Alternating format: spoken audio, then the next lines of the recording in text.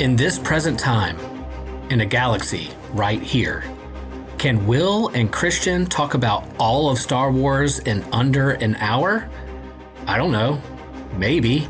You'll have to listen and find out. Welcome, fellow geekologists. This is going to be a lot of fun.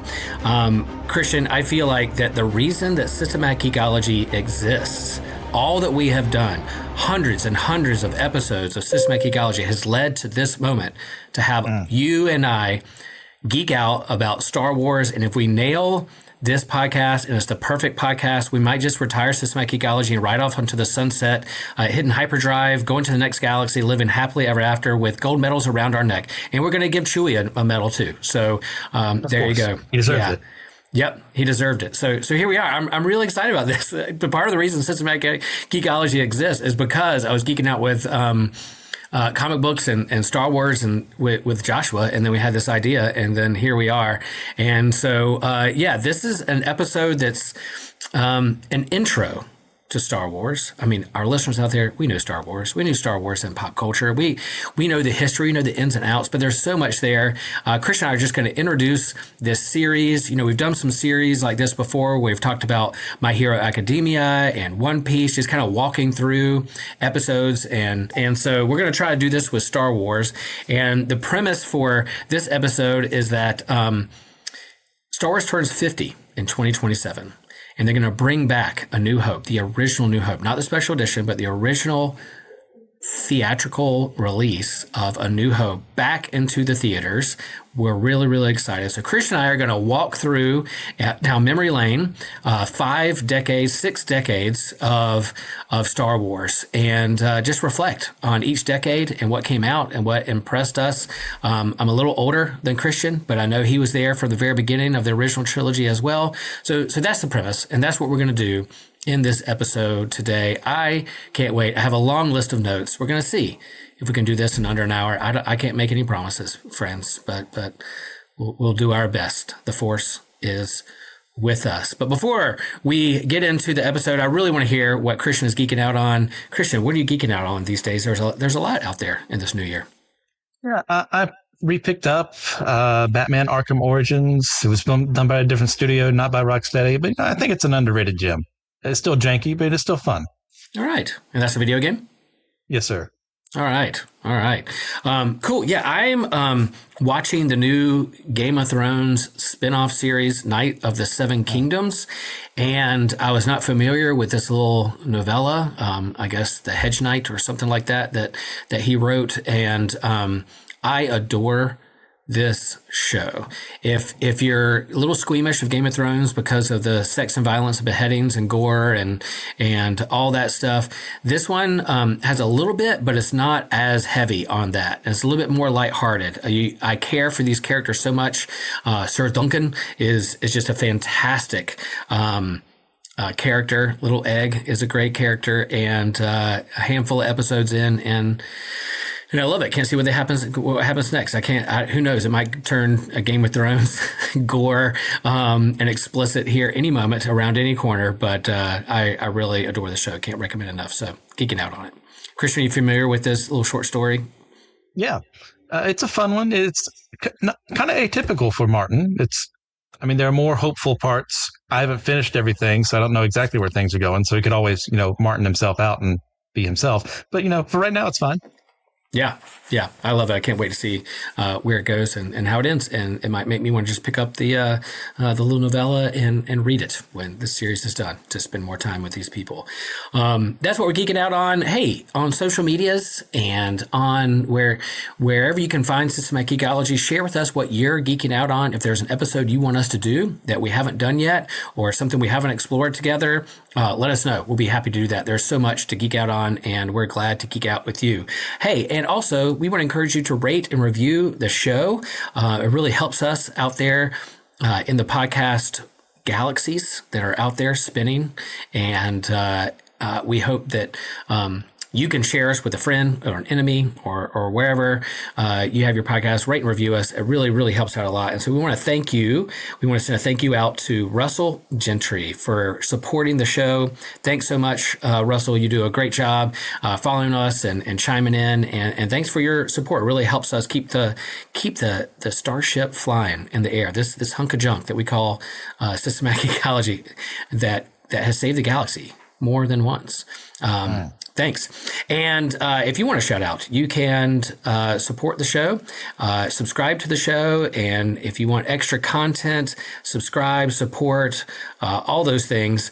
And you can even get merch. Get merch, Systematic Ecology merch. You can find the link in the show notes of how to support and how to follow and where to buy merch, all those things. Great. All right. So here we go. Let's hop on this starship and get moving here, Christian. We're going to start in the 1970s. And so with the 70s, we have the movie that started it all, 1977, The Game Changer, A New Hope, episode 4. Now, I'll make the statement that it's not that Star Wars created pop culture, but it changed it. It changed it. And so there's tons of stuff before Star Wars that influenced Star Wars.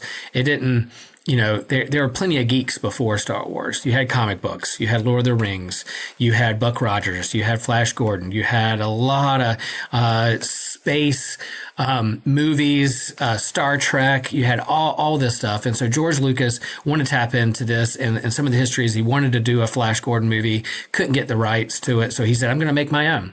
And there's a lot of documentaries and books and information out there of his struggle, of how he barely got this thing made with duct tape and a few dollars, but with support of people like Spielberg and his friends there in California and Hollywood really supported him in all this, and that's how this got off the ground. And when it hit the theaters and people saw the opening scene and the opening line a long time ago in a galaxy far, far away, and that big ship chasing that small little tiny one, people's minds were blown. And so I always say too that like how I judge time and history, there's BC and AD, when Christ was born, and how we judge history. But for me, in my head, I think about 1977 and what the world was like before 1977, and then what the world was like after Star Wars in 1977, because that's kind of how I gauge my life and what I geek out on. Christian, how about you? I mean, there was Godfather, 1972. There was Jaws, 1975, that changed the summer blockbuster. But then building on that, here we are, The Game Changer, that the first episode or first movie came out, A New Hope. Christian, what's your experience with this, the original Star Wars movie? Yeah.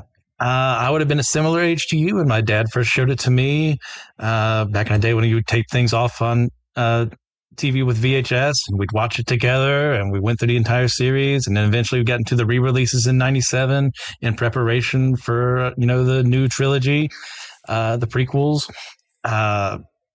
Star Wars has always been a part of my life. And this movie is, it's perfection to me, not because it's a perfect movie, but because of what it brings to my life. Without this series, I'd be the lesser, because it's so much fun. You pack science fiction and fantasy together, and this brave new world he's making of these different planets with these different alien species. You've got a classic fight between Empire and Rebels, and you got the Force being introduced to Jedi. What does that all mean?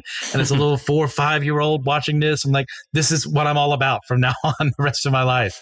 I love this franchise, some parts. Yeah, we'll get to the future decades. That's right around the corner. We'll talk about that. But yeah, it was. I've shared before. It's the first movie I saw in the theater or remember seeing, and it blew my mind. I had all the action figures. I had the comic books. I had all the merch. I even came home from school one day in elementary school, and my mom had put up Star Wars posters in my room, and all my bed sheets were Star Wars bed sheets with pillowcase with Star Wars. And I was just like mind blown. Well, I don't even think it was like a holiday or a birthday or anything. She just did it because she saw it and she knows I like Star Wars. And there I was, and entered my room, and it was all Star Wars. And, the build up to the movie, I know in order promoting this at Comic-Con in the 70s, and then Marvel got the license to do the comic book, so that kind of preluded some of it, or it came out around the same time or a little bit before. They're really trying to hype this up. And then the action figures came out, and it changed how toys and merch was done, and to supplement this movie. And part of George Lucas was that he didn't want to give the rights to anyone or big studio. He wanted it all on his own. And he made a big gamble, and he's going to put this into toys, and made bank, and it literally exploded like the Death Star across pop culture. And then as you move through the 70s and the hype that was there, and the toys and the action figures, they had records, they had vinyl, they had soundtrack, they had books, I remember getting books in elementary school that had like a little short story, and then a little tiny 45 record that you can put on your record player and listen to the voices. There was the cabinet game where you sat in the video game, and your joystick was you flying through space. I mean, the graphics weren't great, but you can still go to the Asheville Pinball Museum in Asheville and find this game, and it's the best. And they had the original voices of the actors in your ears as you're playing this cabinet game in the 70s, early 80s. So yeah. I mean, that's the one. I don't know what else we can say about A New Hope, other than I think part of the appeal too was not only the special effects and what the groundbreaking thing he was doing, the storytelling. It was faster. It was, compare this with 2001, Space Odyssey 2001, or a Star Trek episode. You have immediate out of the gate this kind of action and lasers and lightsabers and dogfights in the sky. It's a World War II space fantasy movie all into one. But within that, you knew that you were starting in the middle of a story somewhere. There's something that happened before. There's history. Who is this big, menacing Darth Vader character? You hear people talking about the Force. What is that? There's other people on the Death Star in this cabinet meeting going, yeah, your ancient religion is ancient, is gone. What we have the power now. And then you have Obi-Wan talking about Anakin Skywalker and the Clone Wars, and so there's this mystery box that you could build upon it. Boy, did they build upon it! It is this combination of, it is a long time ago. It's ancient, it's mystical, it's spiritual, it's religious, but also futuristic with science fiction, with lasers and spaceships and hyperdrive and robots that talk and sentient robot beings that feel existential dread, like C-3PO. So all that mashed into one was just incredible. Absolutely. So as we worked through the 70s, we had to do that setup. We're not out of the 70s yet, but shortly after that, on November 17th, 1978, on CBS, there was a made-for-TV holiday special, and Star Wars entered into our living rooms on the TV set. And I do remember watching it as a kid, a little tiny kid. I had no idea what was going on. I was just stoked to see my Star Wars characters on the screen, on the TV.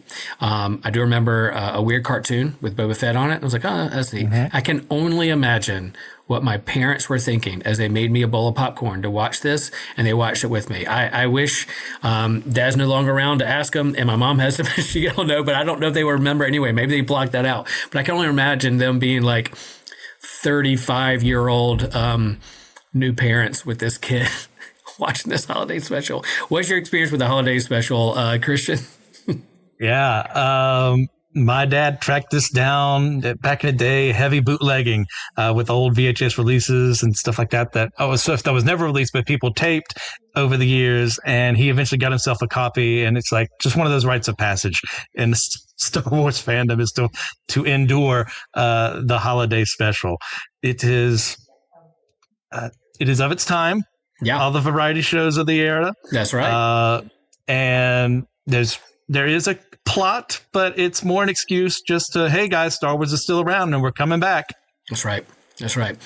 And the fact that it happened and the lure around it, George Lucas shortly put it in the vault, put it away, never to see again, and still wants to forget about it. Forbidden fruit. Forbidden fruit. I mean, it's done. But yeah, you can catch it on YouTube. You can catch it.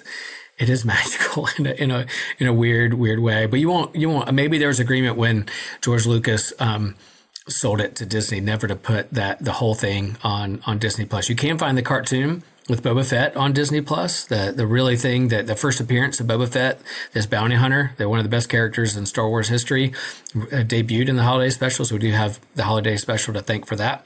But yeah, so yeah, that it's a part of it. You move through more through the 70s.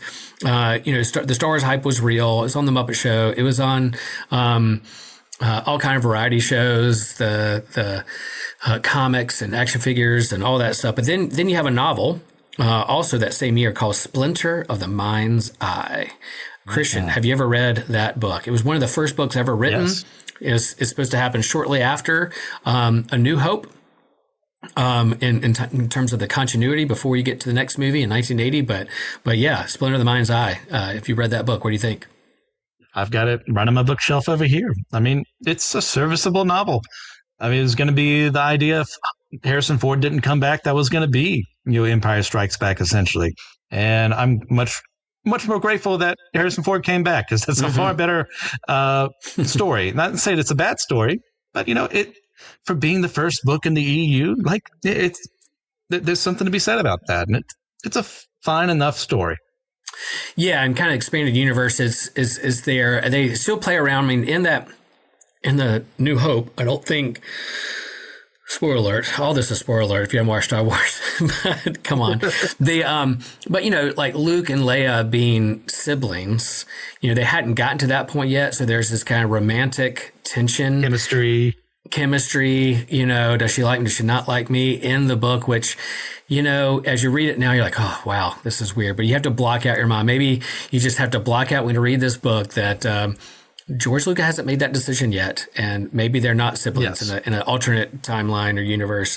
But it's pretty cool to see him still learn about the Force and figuring out the learning curve of what this bigger universe is, and the building on the legend or the mythical figure of Luke Skywalker in that universe who blew up the Death Star, and them hunting him down, and who was this that defeated the Empire or had them on the run, was really, really cool. So yeah, if you haven't read that book, I recommend it. It's a lot of fun. All right, so there's a lot to talk about the 70s, but then we get into the 80s when Star Wars really levels up again with Episode 5, Empire Strikes Back, 1980. Not bearing the lead, my favorite movie of all time. The hype leading up to this, 3 years later, I was now 8, going on 9. Perfect age for this, with what story they could tell next, what's going to happen. The Empire is striking back. What has happened? We were lined up around the movie theaters, double time. And then we would see the movie and then turn around and see it the same day or the next day.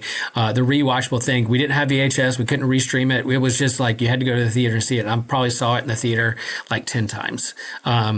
As a kid, we just went every weekend, any chance we get. We wanted to go see this movie. The big reveal of Darth Vader's past and him being Luke's father, and that whole big gotcha moment blew people away. You finally got to see Luke Skywalker and Darth Vader fight with a lightsaber duel. Meet who Yoda is. The tension between Han and Leia, and you split up the group. It was just to me is close to being the perfect sci-fi movie. And it's not just nostalgia. I think you can still watch it. There may be a few things here and there, but in terms of the beat, the movement, what they lay out, how they tell the story is pretty, it's my favorite. So my favorite movie of all time. It's at the top. Christian, how about you? Yeah. Objectively speaking, this is the best film in the original trilogy. I'd argue in the franchise. Yeah. It's not my favorite though. We'll get to that in a bit, but this right here, if you want to build up the stakes build up for the previous stories you've told and get more people interested, so this whole thing, who's Darth Vader, who's Anakin Skywalker, what's his relationship to Luke, why does he care so much? Oh, this is why. Yeah. He's his daddy. Yeah, obviously that wasn't the plan originally, but not everything needs to be planned out forever, and you can make things up on the fly. This is one of those decisions that works really well in hindsight. And of course, you got the Battle of Hoth. Um, Yeah. Luke studying with Yoda on Dagobah and learning more about the Force. You get a little bit more because you're wondering, like, what is the Force about? What were the Jedi? Like, who were they? And we get to meet one of them. Well, we met Obi-Wan, but now we meet, another master who is this little Muppet, who's, who's a really fun guy, but also really strict, but also quirky and weird, and having him teach Luke in his own special way, and Han and Leia and Lando Calrissian showing up for the first time. Oh man, what a film! And then of course we leave on a cliffhanger, like Han in carbonite. What does this mean? And I think part of that, I mean, I can't remember if I knew that it was going to be a trilogy, 3, it's just Empire Strikes Back, another Star Wars movie. But when it ends, you're like, oh, there's going to be a third. There's going to be another. We get another one where this is going to be a saga, not just a one-off. And not only was Star Wars a game changer in terms of how it did movie and pop culture and summer blockbusters, but also how you do a trilogy, how you do this long story telling, drawn out in the movies, not only just sequels, but a trilogy. And you also hear, I mean, we know it's kind of martial art and Eastern influences on Star Wars as well, with swords and sabers and lightsabers. But then you have the small little kind of kung fu master as Yoda, very, very small, but yet really, really big in terms of his wisdom and how he uses the Force. And him talking about there is no try, there's only do. As the great sage Chip Ashley has repeated to me multiple times over in my life. Yeah, exactly. And that size, in terms of size, what you underestimate the small things, the small band of rebels, the small little ship beats the Death Star, and you have a small little Yoda who is powerful in the Force, and there's got this menacing tall Darth Vader standing over Luke and Obi-Wan and others, but maybe it's the small things do matter. And I love the myth and how they build upon the lore there in Empire Strikes Back, and only expanded when it comes to comics and toys and merchandise. And then you have the video games on Atari and Nintendos that build through the 80s. I even did a mail away Boba Fett mail away offer action figure. Like before the movie came out, you could mail off and get a Boba Fett action figure in the mail. And I got it. I wish I kept it in the package. I'd be really rich right now if it stayed in the package and was in mint condition. But no, I wore the paint off that thing when I played with it. Empire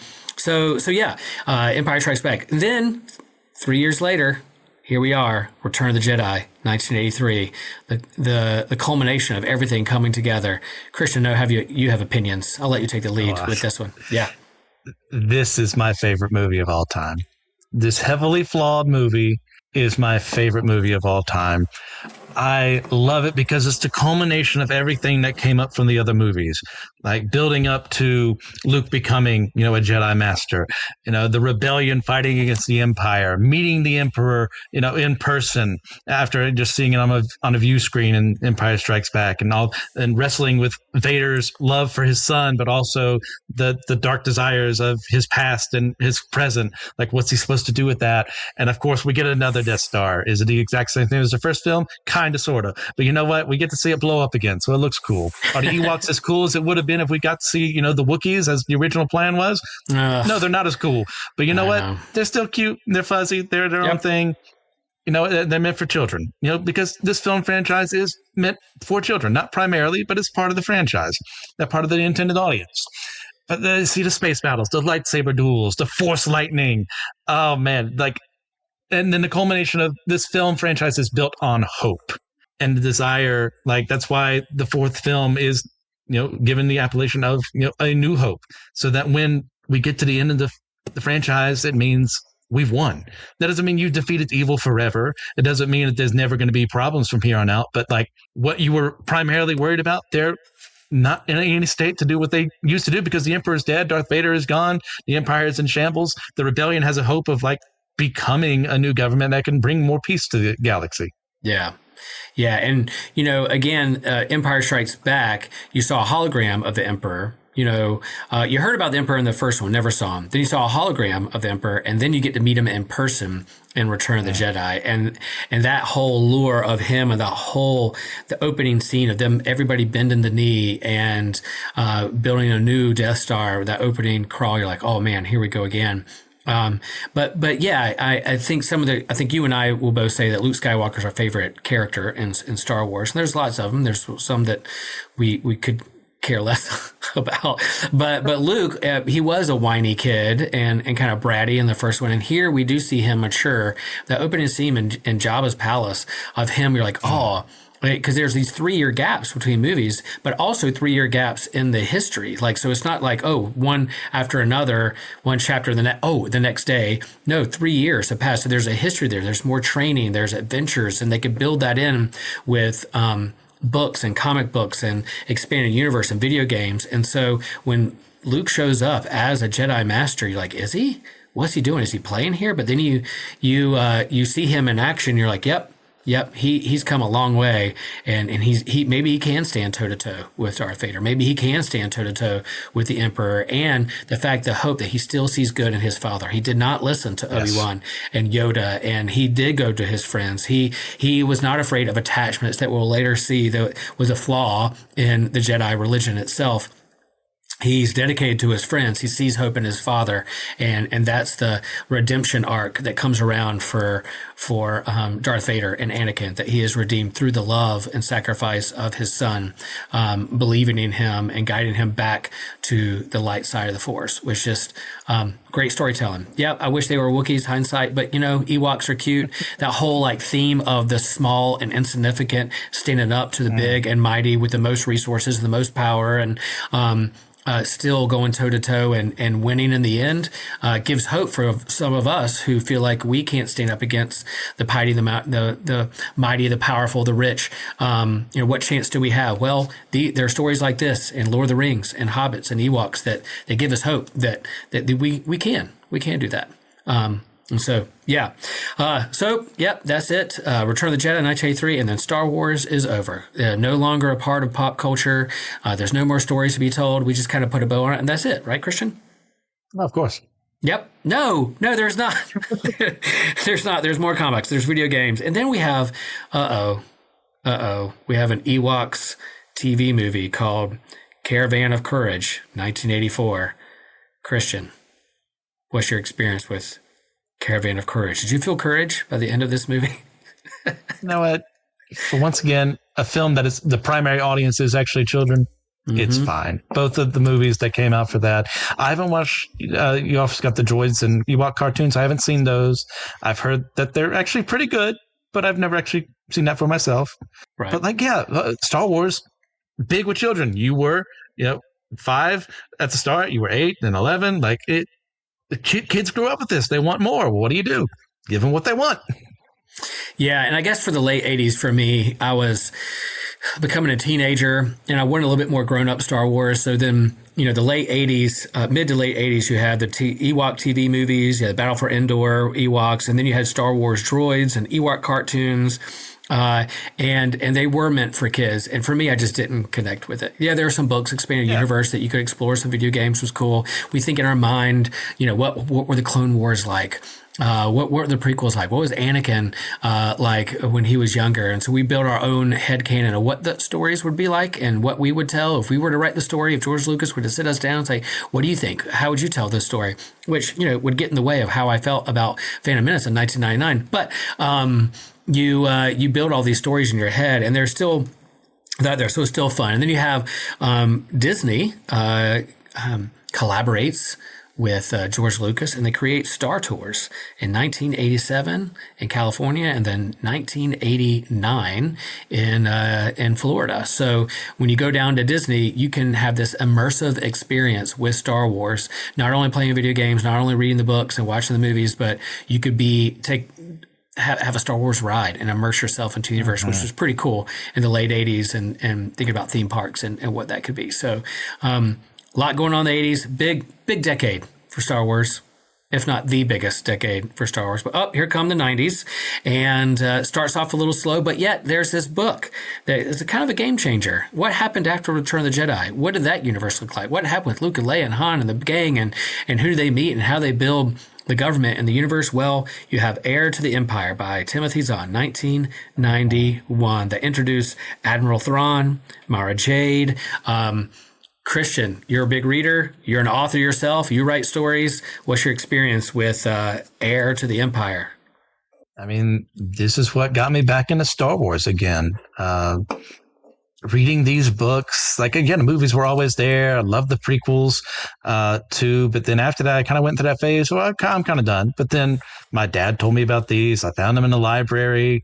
And I was blown away because there's always those questions as a fan. Like, yeah, they beat the Empire. They blew up the Death Star too. But like, what about after that? The Empire's not gone. Like, surely something's going to happen. And you get this really great villain in Thrawn, who's a magnificent antagonist who uses art to like decipher how someone would work in battle, as a great threat against our heroes. Because you just don't want to make, Palpatine 2.0. You make someone different. And Zahn did a great job with that. The introduction of Mara Jade as, Luke's love interest, and eventually wife later on, is handled extremely well. You get the whole backstory of like being the hand of the Emperor, being force sensitive herself, doing the dirty business. And now she's been left with the final command, the last command of kill Luke Skywalker. But like, she's been free of the Emperor's influence for years. So what does she do with that? And you've got, of course, crazy Joruus Sabayoth and the Salamiri, and their ability to negate the Force, and he wants to control everyone. Thrawn wants to use him for his own ends, but also the rebellion has become the new Republic, and now they're in charge, but the Empire's still out there. And like all the fun stories that get told from here, the Bantam era that comes from this. It's not perfect by any stretch of the imagination, but you get a bunch of different writers coming in with their own ideas of this is what I think should happen with Luke and the gang, and most of the time it's well done. There's some stinkers out there. I'm not going to lie to you, but most of the time it's well done. Yeah, I mean it's not Star Peace after Return of the Jedi. It's still Star Wars. So they have to create conflict.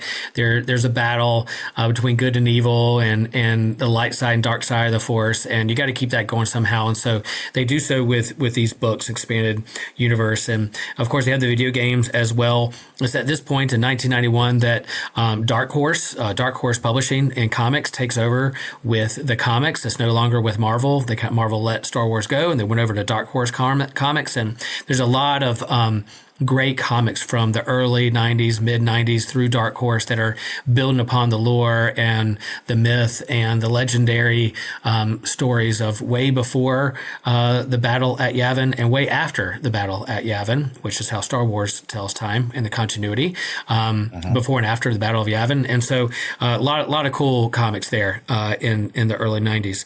And then you have this build-up rumors. There's rumors that there could be a prequel, that maybe George Lucas is going to tell the story of Anakin Skywalker. But before he does that, there's this kind of technology with computers and computer-generated images and CGI.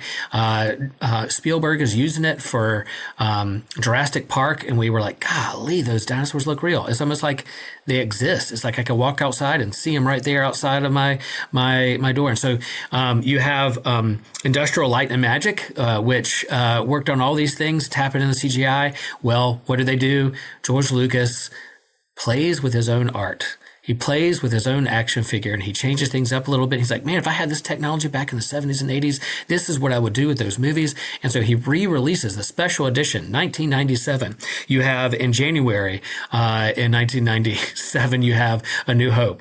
And then in February, you have The Empire Strikes Back. And then in March 1997, you have The Return of the Jedi. And what drew us back to see, not only to see Star Wars in the theater again, but also, man, he's playing around he's adding stuff to the film. He's adding images and spaceships and aliens with this new tech. And some of it was really cool to see how he filled in the gaps and filled in the scenes with technology. But then he started playing around with lore and legendary stuff. And there was this thing that happened in a cantina that maybe Han didn't shoot first. Maybe Guido shot, and then he shot. Oh, we're starting to see some fans.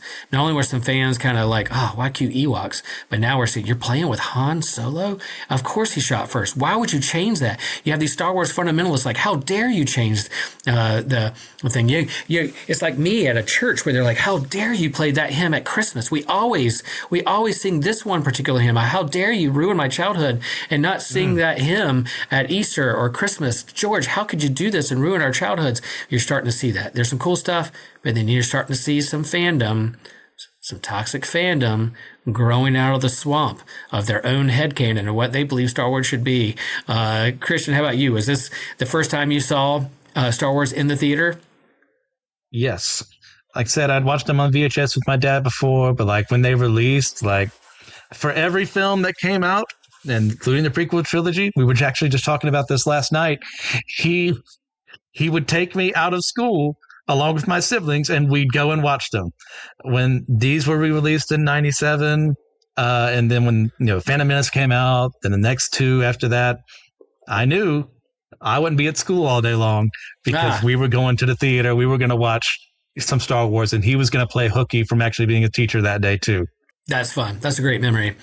Yeah, I went back in the theater and saw these a handful more times in the theater with these special editions just because you could. And you went. And I remember this is me coming out of being a camp counselor in college and making friends with people that I worked with at camp, but also other people that worked at camp that had young families and my dear friends, the Troutmans, they had little kids, and I would go visit them when I had different breaks and weekends. And I remember taking them, the little ones, into the theater to see Star Wars for the first time and look through their eyes. So it was a lot of fun. So again, there was kind of like, oh, that's neat. That's a neat technology. But then there's some disturbance in the Force when it comes to fans and some of the things that Lucas was doing. And you're starting to see this tension.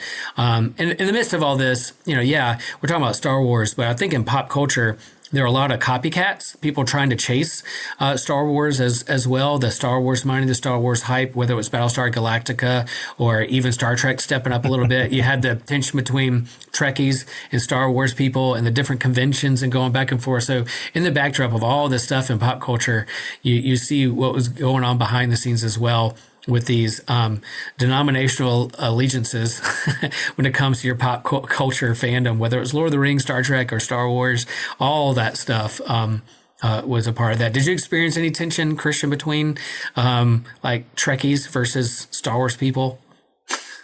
I was too young. I mean, my dad is a Trekkie and he's a huge Star Wars head. So I grew up on both. So it was like, they're both great for different reasons. And I was always able to compartmentalize, but not everyone's like that.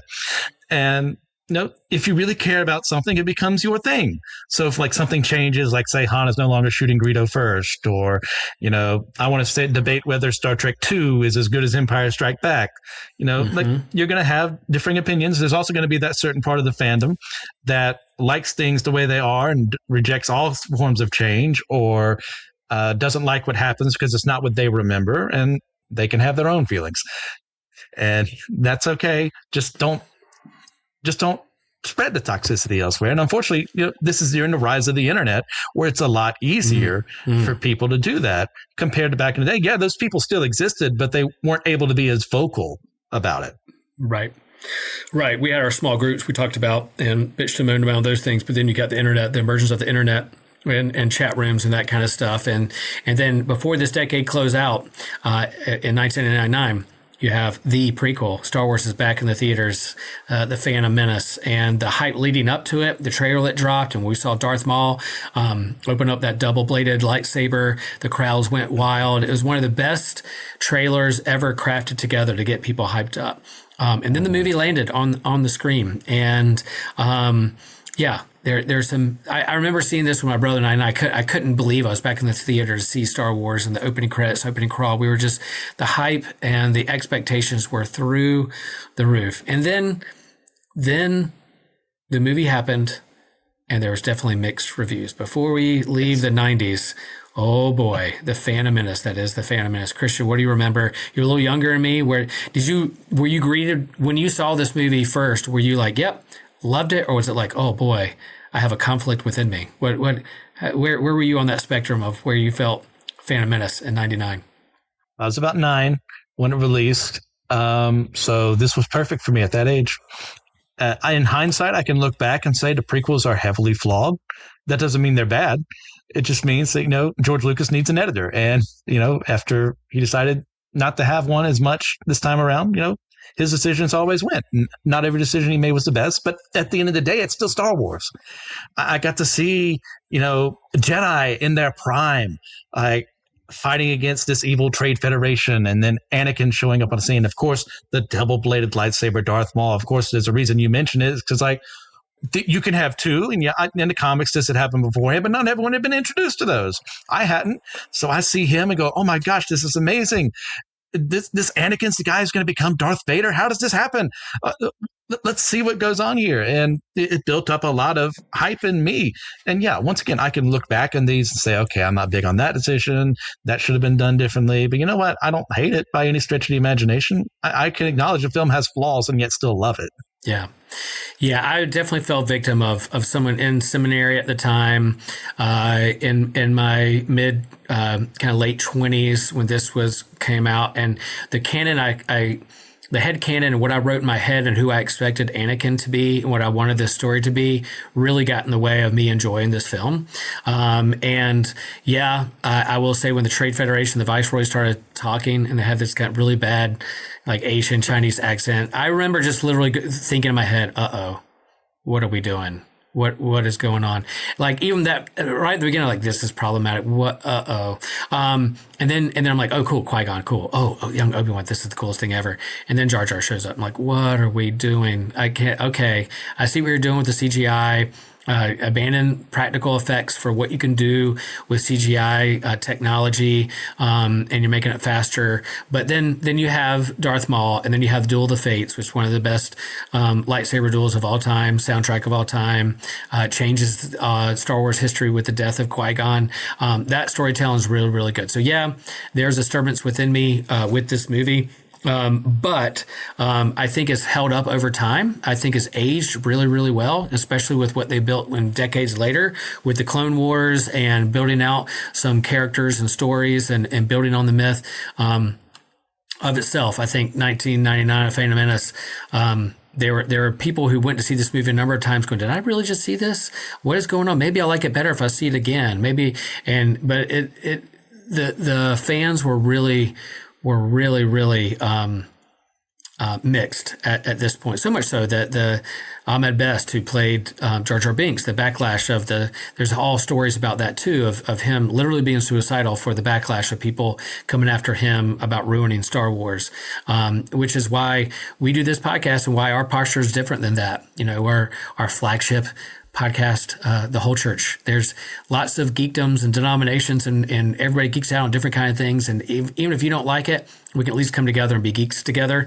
And so hopefully we've learned from some of these mistakes. But as we see a little bit later on, some decades, maybe Toxic Fandom didn't learn a lot. So, all right, so there are the 90s. All right, here we go. The 2000s.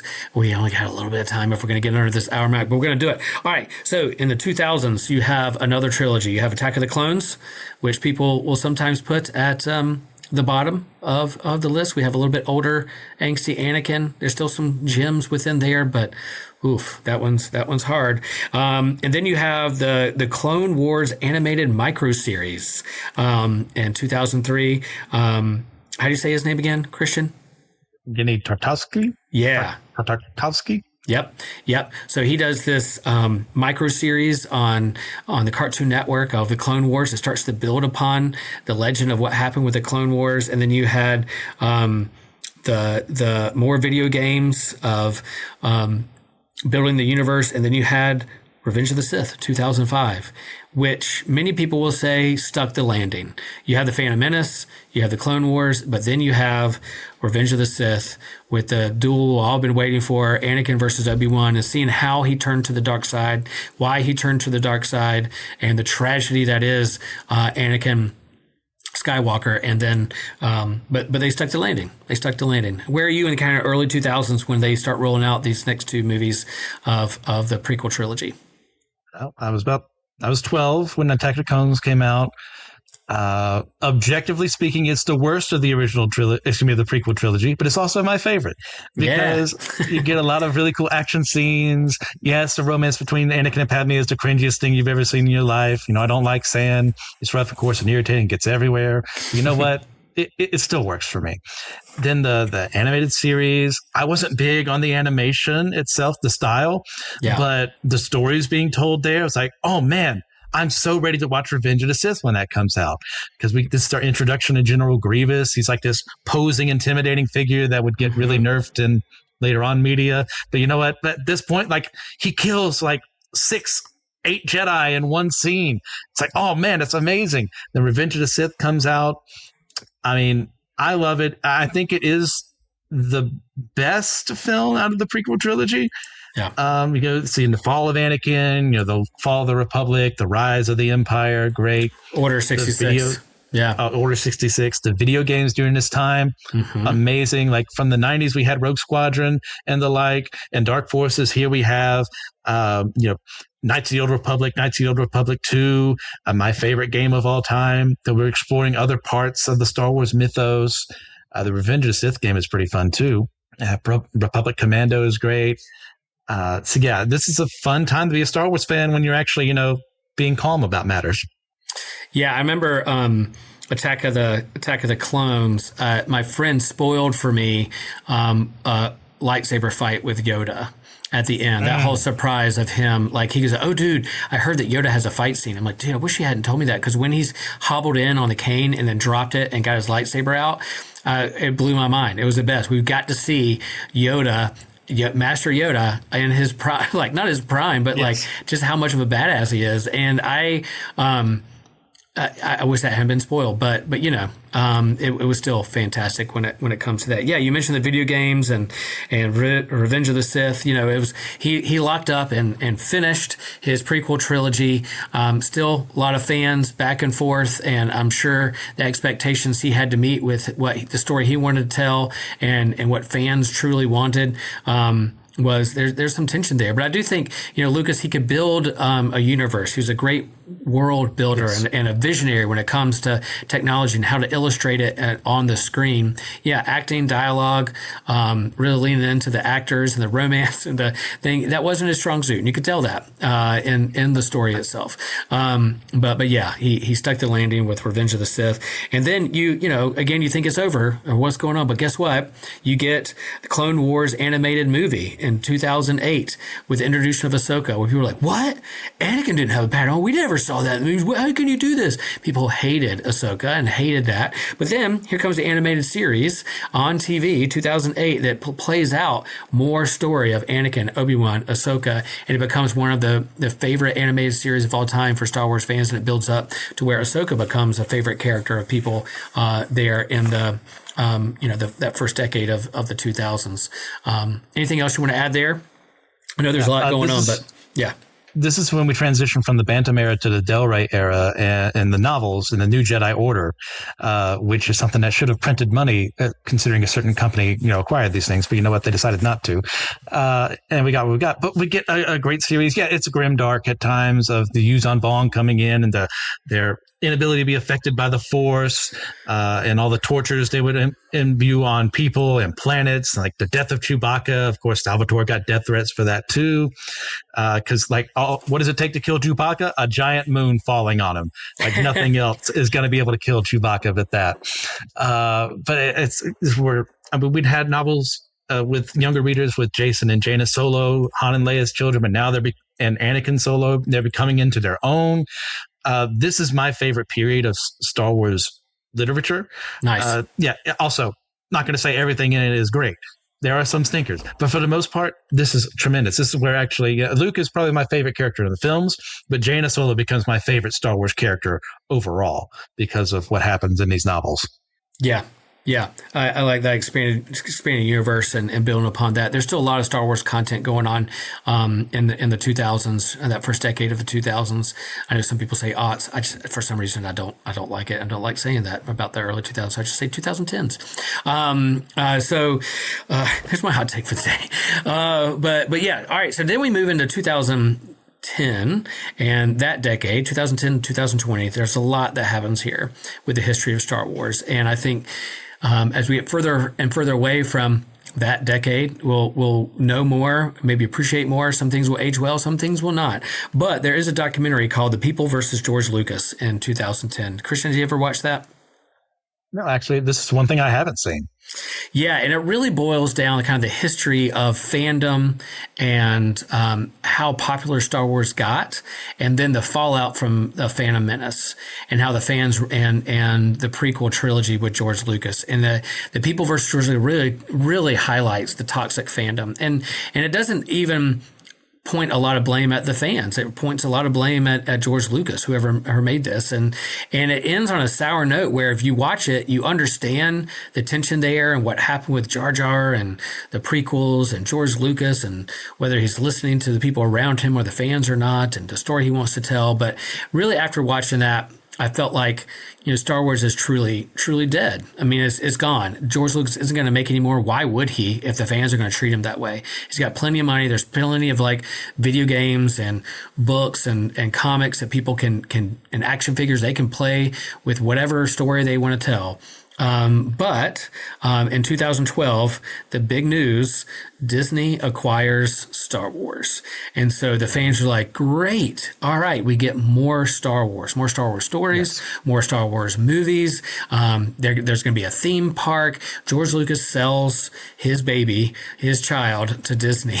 and so there was a hope. There's a new hope when it comes to that. And then Star Wars, Disney puts out an animated series called Rebels, kind of built in, kind of their animation, which is pretty good. It's hit and miss on some things. They linger on some things too long, but it really is good storytelling. It's Dave Filoni at his best, kind of telling a story when it comes to animated storytelling. And then you get The Force Awakens 2015, which one of the biggest movies and hypes of all time. And I was there. I think this is before the movie theater I was going to see. It didn't have like pre-reserved seats.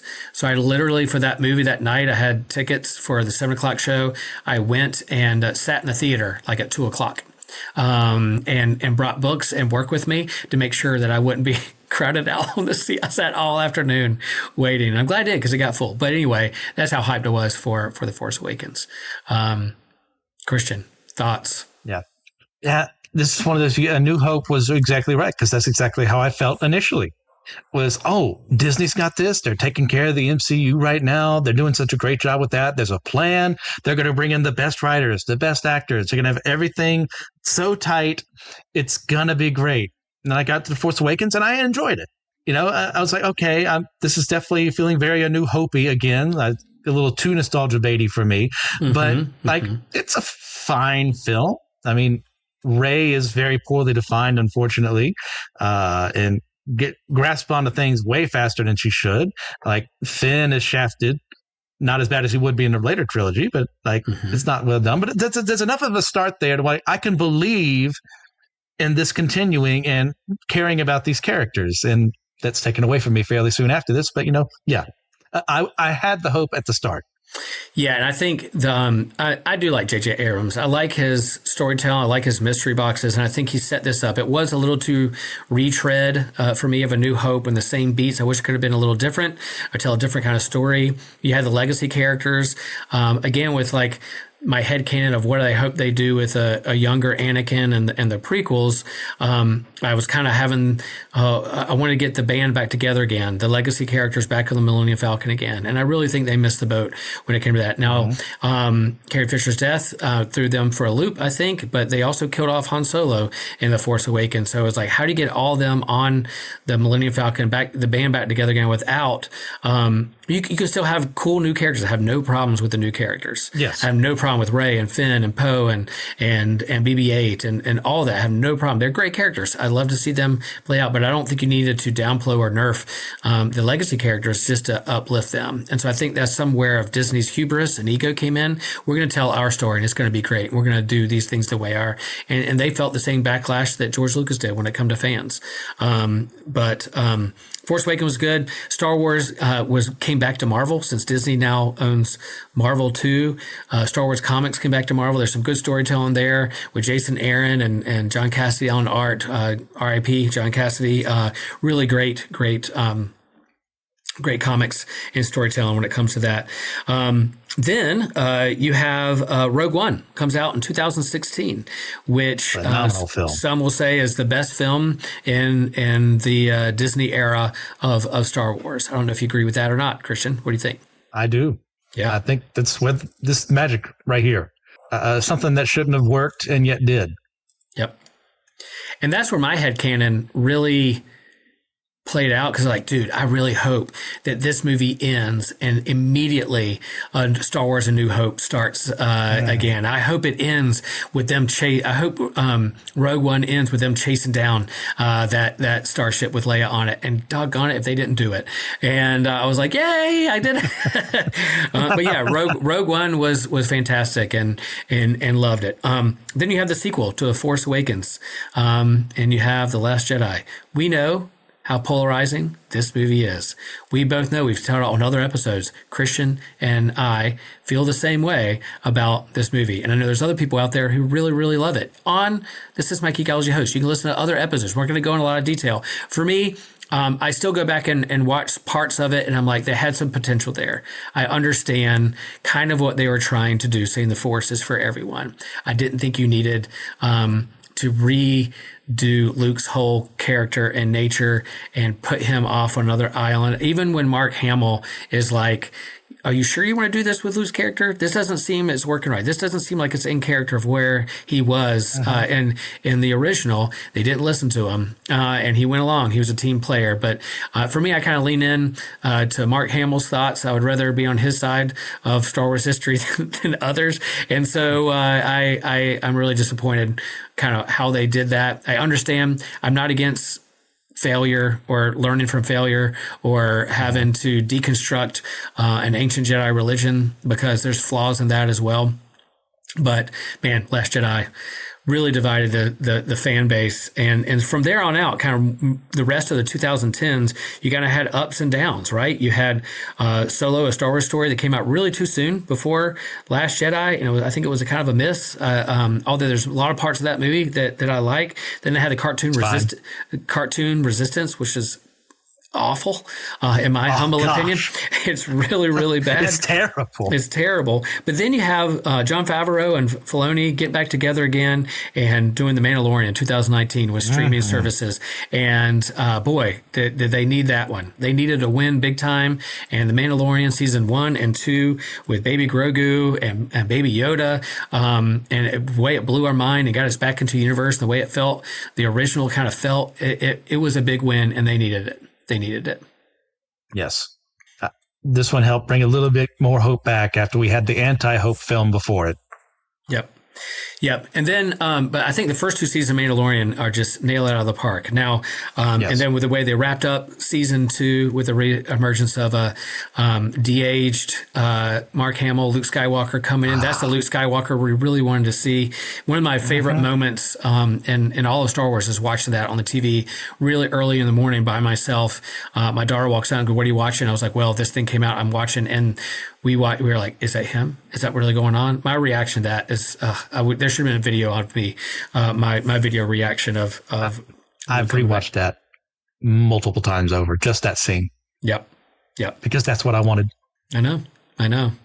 All right, and then you have Rise of Skywalker, 2019, which, there's parts of that movie I really, really like, but it really was a big course correction that really swerved too far to the other side.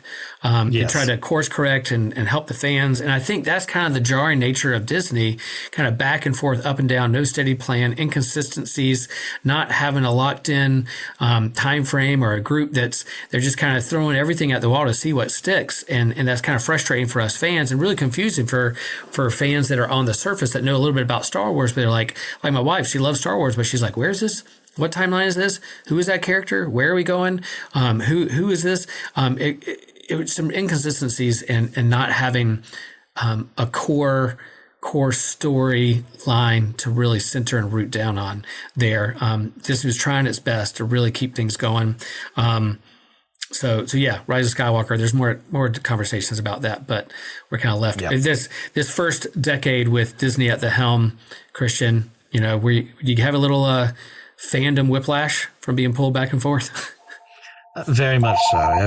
After we have like the anti-hope film, we suddenly have everything's fine, guys. The galaxy can get together, even though that was the exact opposite message from The Last Jedi. And it's like, I love, the Avengers, everyone shows up and the portal's kind of ending, because I'm a team up guy. But that was built up. Yeah. This wasn't. And it's a muddled film. I mean, what else can I say? I'm not trying to beat down on anyone who does enjoy these films. I'll say it again, like I've said on other shows. Like, if you like it, like it.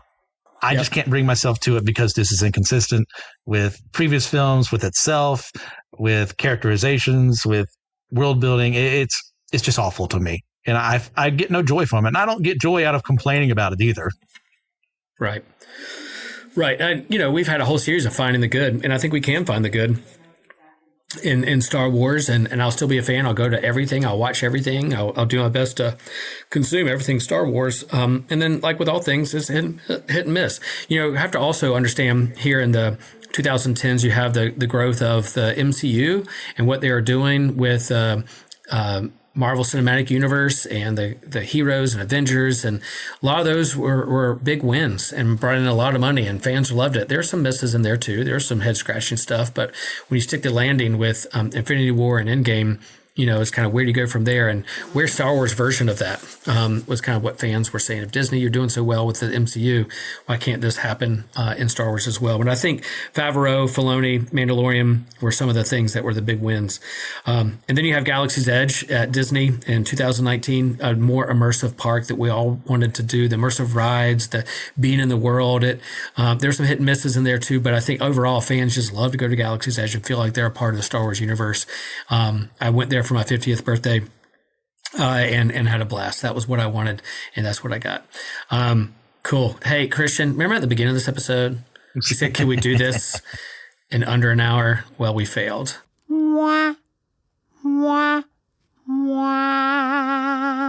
But we're going to keep going because we have a whole nother decade. We're not through this decade, but we're going to talk a little bit more about this. So hang in there with us for a few more minutes, folks. Here we go, 2020s. And we have some ups and downs. And here's some of my ups and downs. Down, Book of Boba Fett. It tried. There's starts I like, but I really think, putting like Mandalorian 2.5, season 2.5 right in the middle of Boba Fett. Why did you do that? I know what you're trying to do, but let it be its own thing. You just stuck the landing with season 2. Why are you pulling it in here? But I know Boba Fett showed up in Mandalorian, and that was cool. I love seeing Slave One and the Starship. And so maybe that crossover.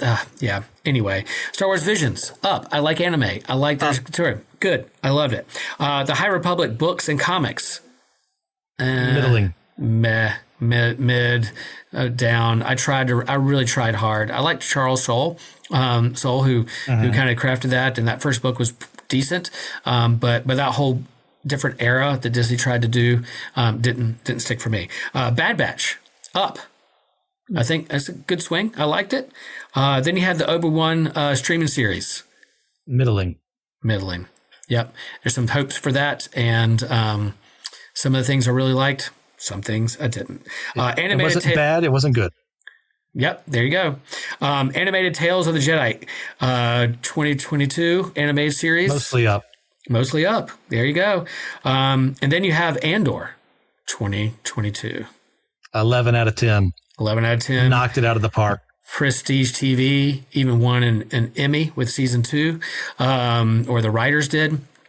So you have these ups and downs, and then Andor. And then there's some people who would even say like Andor's too serious, too slow. It's not the Star Wars that I'm really looking for. I want lightsabers. I want laser fights. I want the big war. But this kind of spy espionage deep dive into these characters of the rebels behind the scene, I think is really cool, and what the world needs to see right now.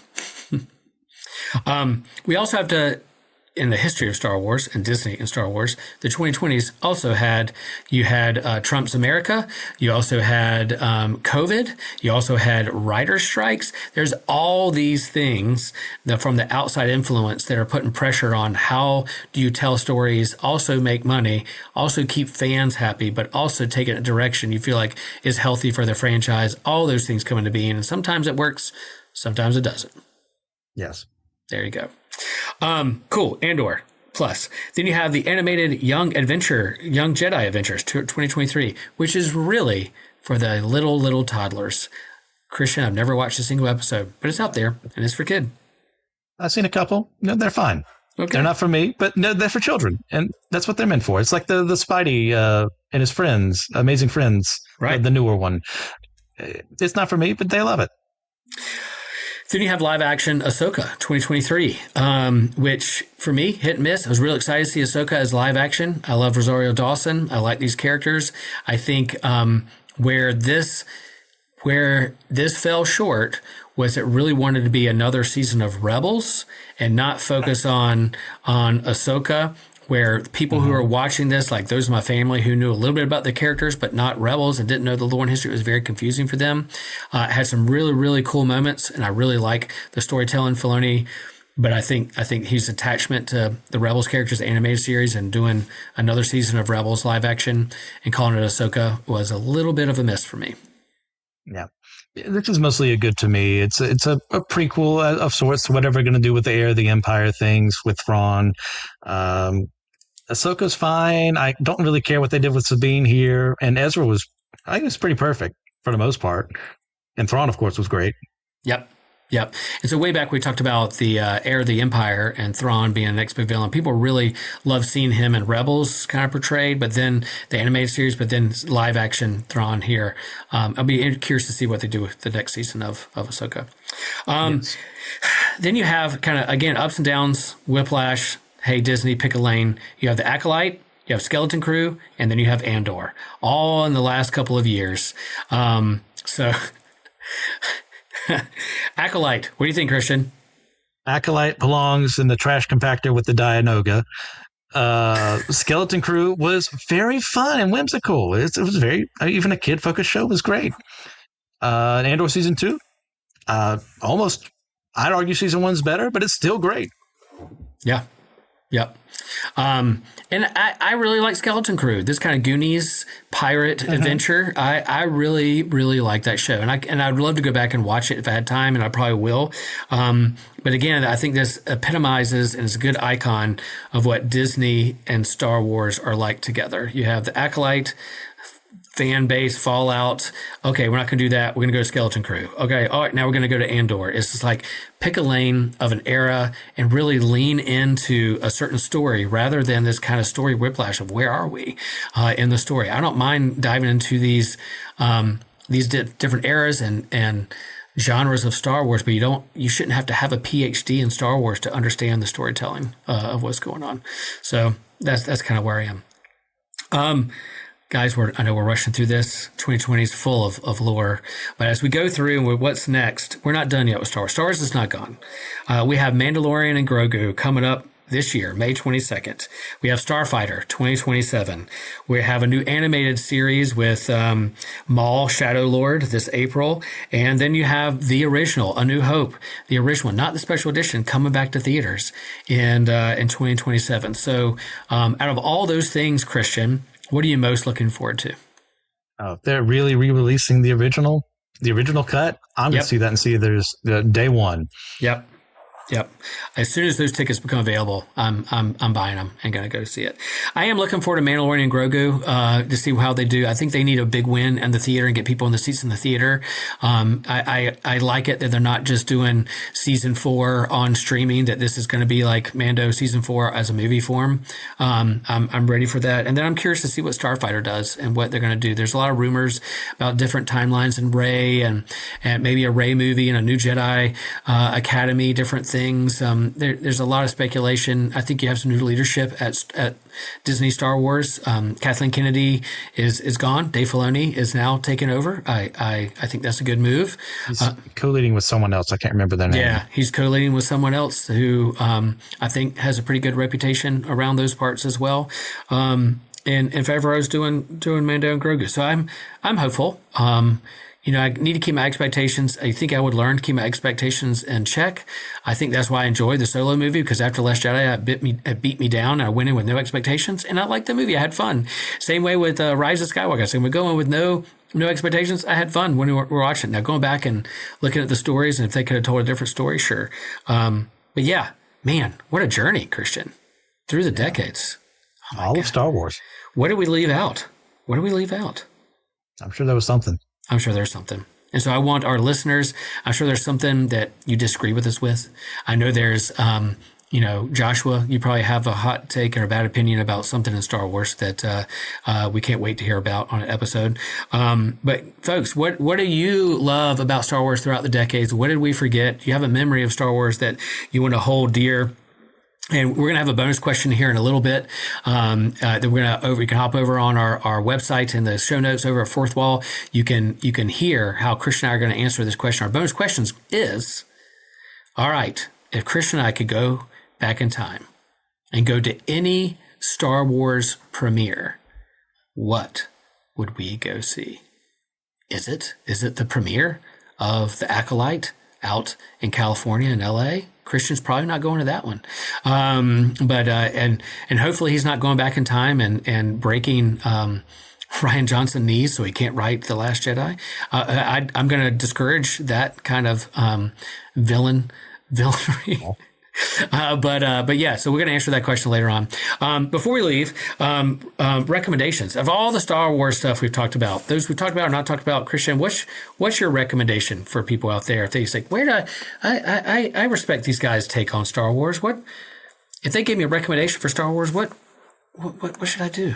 I think one that's applicable here. If you're really hyped up for Ahsoka season 2 and Mandalorian Grogu and what they're planning around all that, I'd recommend going and reading the Heir to the Empire trilogy, because a lot of what is built in there is what is being built up now, and it's a really fun series that brought the EU into the world and made a lot of new Star Wars fans. Nice. My recommendation is I listen to a lot of podcasts, and I'm not afraid to share other podcasts on this podcast. So Rebel Force Radio is my favorite Star Wars podcast. I think those guys do a great job in thinking critically about Star Wars, but still being fans and loving it and want it to succeed. They're not just out there to troll and talk and slam it and degrade Star Wars. They're fans first, and they're not afraid to share their opinions if they feel like they don't like something. They have strong opinions about Last Jedi like we do, but they want it to succeed, and they're really excited about it. They get hyped about Star Wars all the time. So I really love it. And then I'll also recommend, there's a book. It's for the 40th anniversary of Star Wars, The New Hope. There's a book of a collection of short stories called 40 Stories Celebrating 40 Years of Star Wars. And it's called From a Certain Point of View. And it's a bunch of authors talking from the perspective of lesser known characters in the Star Wars universe from their perspective of what's happening. And it is absolutely wonderful. You have Greg Rutka, you have Charles Soule, Glenn Weldon, you have Will Wheaton, you have Matt Fraction, you have a lot of authors in here sharing the stories. Says even a story. What did you just say? What's the trash compactor monster's name? Alien species? Dianoga. You have a short story called, Christian, get this, called The Baptist. And it's sharing the short story of how she was captured and put in the trash compactor, and from her perspective, what was happening in the trash compactor when that our merry band of rebels, Han, Luke, Leia, and Chewie got thrown into a trash compactor. It's a cute little story. I love it so much. So go get this if you want to just good short stories. Star Wars is a lot of fun. Cool. All right, friends, we did it in little over an hour, not less than an hour, but a little over. I can't believe we got it all in. And yeah, hop over on our website and check out our extra content and merch, and hear how we answer the question: if we could go back to any Star Wars premiere in the history of the decades since the 70s, what would we do? Again, Russell Gentry, thank you for your support. If you want to be a supporter, hop over there and get a shout out. We'd love to meet you over there. Rate and review the show. Thank you, everyone. And Christian, I'm going to let you, what's your favorite Star Wars quote to send us off this? Why would you cripple me with choice like that? I know. May the force be with you always. And also with you.